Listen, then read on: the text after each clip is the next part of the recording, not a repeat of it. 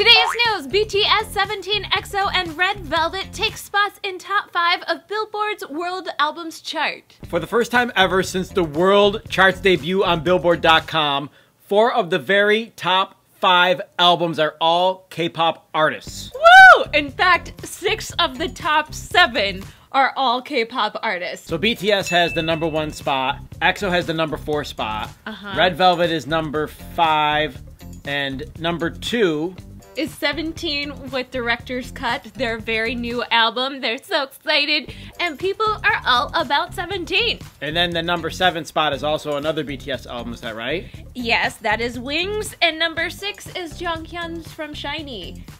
And Right. his posthumous album. Poet, artist. Also, I saw that BTS has got the #13 spot as well. They have the top 13 are 3 BTS albums. It's crazy, isn't it? Why does BTS need to come out with a new album when they are still reigning supreme at #1? So do you know, off the top of your head, how Billboard chooses the rankings for this chart? No, I don't. So is it album sales, or is it just somebody behind the scenes at Billboard going, ooh, I like BTS a lot, or I like K-pop, because there's a lot of K-pop albums on there. I'm assuming it has to do with album sales, but I don't know for sure because they debut at different numbers, like Red Velvet debuted at 6 and now they're at 5, or I can't remember, EXO debuted at 6 and now they're 4.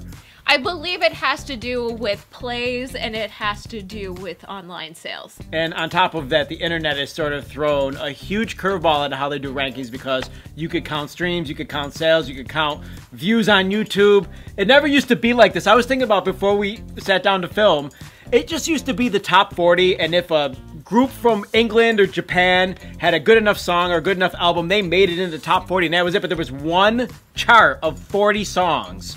That was how it started, and then it's blown up into singles, albums, groups. And I think it's hilarious that the overall chart is dominated by K-pop and Celtic music. No, it's amazing. It's wonderful. It's great news. We're reporting on it, but it's also very confusing. This is why you and I can't even get it straight right away. Exactly how they do the rankings, because I doubt most people watching don't know either. No, I doubt they do know. Yeah.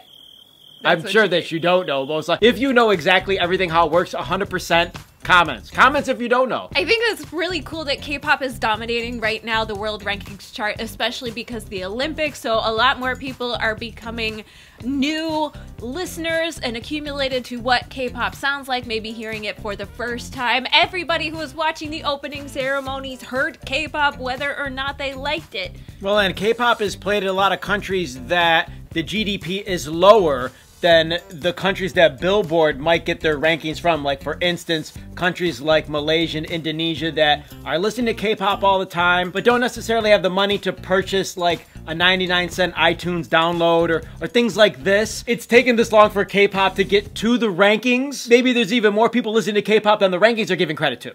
I'm sure that there is. Pretty huge deal if you ask us. K-pop dominating Billboard and a whole bunch of slots all in the top 10 by K-pop albums, K-pop artists. It's blowing our minds. We can't really believe it. Comments down below your reaction to this. Click the like button. Thank you for supporting us here at hallyuback. Click the bell for notifications. Check out the link to KGal and don't forget to subscribe for more hallyuback news. That's it. We're out of here. Hasta luego.